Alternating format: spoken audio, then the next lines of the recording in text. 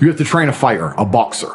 Do you want somebody who has poor nutrition and poor sleep, but endless fire inside of them, someone poor, to turn them into Muhammad Ali? Or do you want somebody with a good bed and good food, but lacks fire? Which one do you think is going to become a champion? Which boxers have become champion historically across time? Were they rich men? Were they from middle class incomes? Or were they from the ghetto? Were they from the bottom? It is all a test. It's all a test. You watch me because I perform flawlessly, and I'm not afraid to pay the price. You'd be up here with me if you were brave. When I say brave, and this is a genuine question, when is the last time you made a brave decision? When's the last time you took a brave route and did a brave thing? And I want you to actually take a few seconds and ask yourself that question and answer it. Bravery is a muscle like every other one, and it must be flexed and used to grow. Bravery is extremely important, and Bitcoin's a super easy answer. What's the worst that can happen? You lose your money? Do you think people like us were afraid to buy crypto once we worked it out?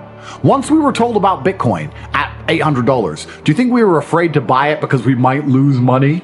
Do you not understand? People like us don't give a fuck. That's how we end up here. Oh, you're lacking hunger. You're scared to be brave. You're lazy. I don't want to put my $6,000 into Bitcoin. I might lose it. I might lose it. Because you lack bravery. So, if you've done nothing brave that you can mention instantly off the top of your head, then what you need to do is something brave quickly. I'm not quitting. That's called handing the prize to somebody else.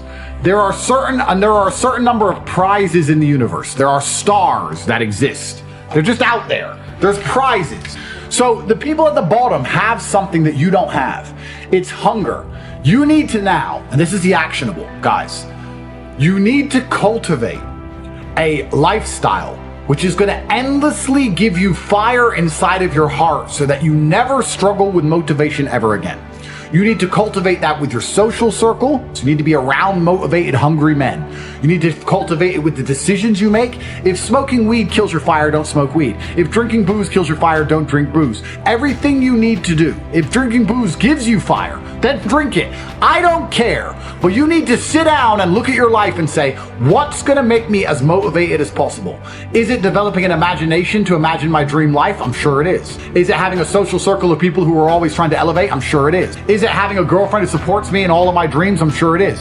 You need to then sit there, look at every facet of your life, analyze it one by one, and develop a lifestyle which is going to give you endless fire, because without it, you are going to lose.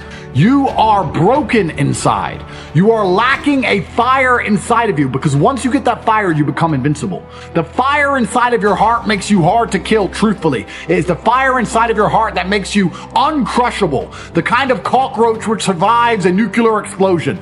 It is extremely important that you are never in a position where you lack motivation ever again. It is extremely important that you never fuck up an opportunity that is handed to you ever again. And these things are conscious choices you make by changing your lifestyle.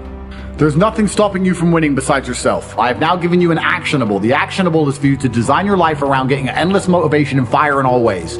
Everything you do needs to be deliberately geared and designed towards giving you motivation and making you feel hunger inside of yourself. Then you must take all of that fire, turn it into positive energy, and exude it out into the universe. If you want it to rain and you don't know what to do a rain dance. Perhaps the rain dance will not make the clouds seed. However, God will be happy that you're taking action as opposed to just sitting still, quietly waiting for rain to appear while being submissive and subservient. No, you have to go out there and do things. God wants to see you take care of what He has given you.